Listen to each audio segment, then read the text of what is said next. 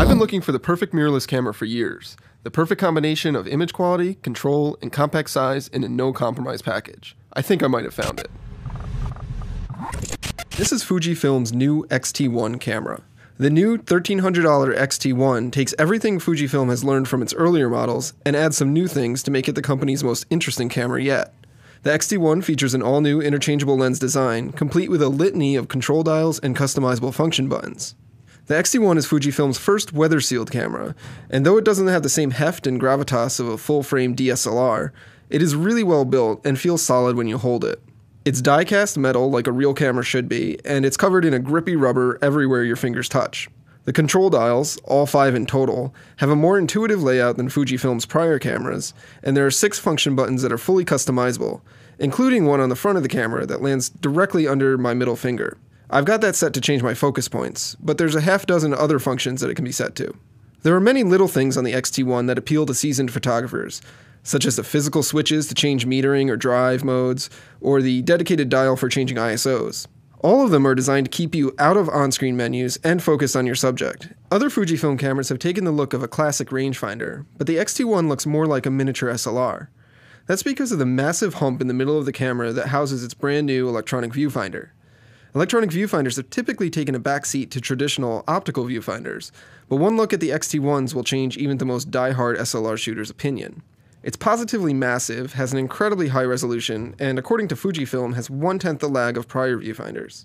There's also a high-resolution tilting LCD panel on the back of the camera, which works great for reviewing photos after the fact. You can shoot with it too, just like any other digital camera, but if you're passing up the opportunity to hold this camera up to your eye and peer into its viewfinder, you're really missing out.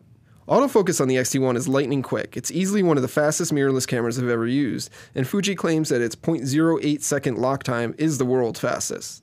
And compared to other mirrorless cameras, the X-T1 hunts less in low light and finds focus more reliably. All of those things matter little if the X-T1 doesn't have great image quality, and fortunately it's really solid there as well. It's got the same 16 megapixel X-Trans APS-C sensor used in Fujifilm's X100S and X-E2, and it's just as impressive here. It's got great color reproduction, captures a lot of detail, and can be pushed to high ISOs without turning into a noisy mess. Fujifilm's color technology draws a lot from its years of experience producing films, and it shows in the way it's able to reproduce skin tones and other difficult colors in a pleasing and attractive way. It shoots 1080p video at 60 frames per second, but the video features are definitely taking a backseat to the stills. It's also the first Fujifilm camera to have remote shooting via smartphone, and that's actually really impressive. The X-T1's built-in Wi-Fi lets you transfer images to your phone or use the Android or iOS apps to take photos with the camera, complete with full control over exposure and settings. It's really fast and responsive and doesn't have the lag that I've seen on other camera remote apps.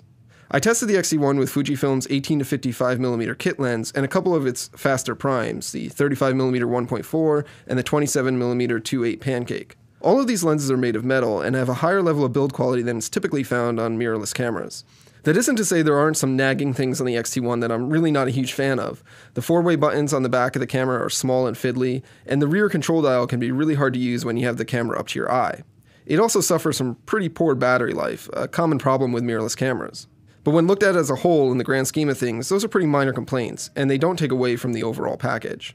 The Fujifilm X-T1 isn't a camera for everybody. It's a focus tool for experienced photographers that know the principles of photography. At $1,300 for the body or $1,700 with an 18 to 55mm lens, the X-T1 isn't really priced for the casual photographer either. It's like Fujifilm listened to what a lot of photographers were asking for, and then included them in its camera without compromising on what it set out to do with this series: make a compact camera that offers great image quality. It doesn't have the wow factor of a full-frame camera like Sony's A7, but it offers a better shooting experience and still has the image quality that demanding photographers look for. And really, at the end of the day, it's just a fun and rewarding camera to shoot with, what makes it really hard for me to put down.